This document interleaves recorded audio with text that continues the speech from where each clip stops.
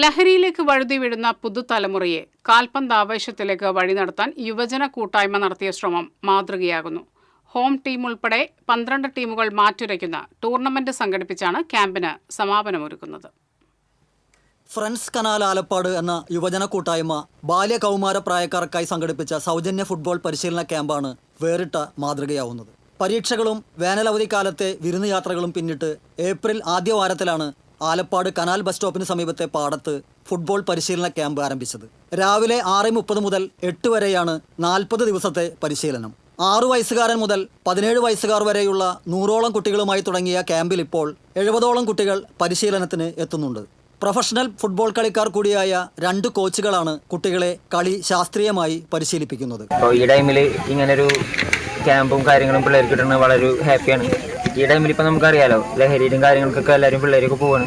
അപ്പോൾ അവരെ റിക്കവർ ചെയ്ത് കൊണ്ടുവരാനും ബാക്കിയുള്ള അവരെ സ്കില്ലോടെ ഡെവലപ്പ് ചെയ്യാനും ഇതൊരു ഉപകാരമായിട്ട് വരും. ക്യാമ്പിലെ കുട്ടികളിൽ നിന്നും തിരഞ്ഞെടുത്തുണ്ടാക്കിയ ടീമിനെ പരിശീലന വേളയിൽ ഏതാനും ടൂർണമെന്റുകളിൽ പങ്കെടുപ്പിച്ചിരുന്നു. വിവിധ വർണ്ണങ്ങളിലുള്ള ജേഴ്സികളും കാലിൽ ബൂട്ടുമണിഞ്ഞുള്ള കുട്ടികളുടെ ഫുട്ബോൾ പരിശീലനം രക്ഷിതാക്കൾക്കും നാട്ടുകാർക്കും അതിരാവിലെയുള്ള ആനന്ദ കാഴ്ച കൂടിയാണ്. പരിശീലനം കൊണ്ട് ഫുട്ബോൾ കളി ശാസ്ത്രീയമായി സ്വായത്തമാക്കാൻ സാധിച്ചുവെന്ന് കുട്ടികൾ പറയുന്നു. സാധാരണ കളിച്ചിരുന്ന രീതിയിലല്ല ഇപ്പോൾ കളി വരുന്നത്. എല്ലാവരും നല്ല പൊസിഷൻ കീപ്പിങ്ങും കാര്യങ്ങളൊക്കെ ആയിട്ടാണ്. ഇതുവരെ ഞങ്ങൾ അങ്ങനെ കളിച്ചിരുന്നില്ല.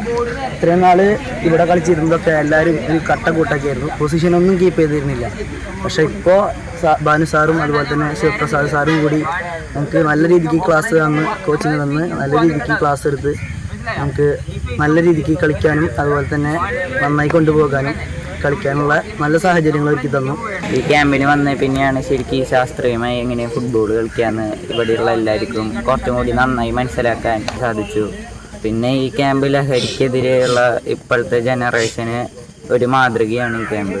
ജീവിതത്തിലുടനീളം ഫുട്ബോൾ ആവേശം കാത്തുസൂക്ഷിക്കാനും മൊബൈൽ ഫോൺ ജ്വരം, ലഹരിമരുന്ന് ആസക്തി തുടങ്ങിയവയിൽ നിന്ന് പുതുതലമുറയെ അകറ്റി നിർത്താനുമായി ലക്ഷ്യമിട്ട ക്യാമ്പ് വൻ വിജയമായതിലുള്ള ചാരിതാർത്ഥ്യത്തിലാണ് ഫ്രണ്ട്സ് കനാൽ കൂട്ടായ്മ. ഈ ക്യാമ്പ് ഇപ്പോൾ 37ാമത്തെ ദിവസം എത്തുമ്പോഴും 70ഓളം കുട്ടികൾ ഇതിൽ പൂർണ്ണമായി പങ്കെടുത്തുകൊണ്ടിരിക്കുകയാണ്.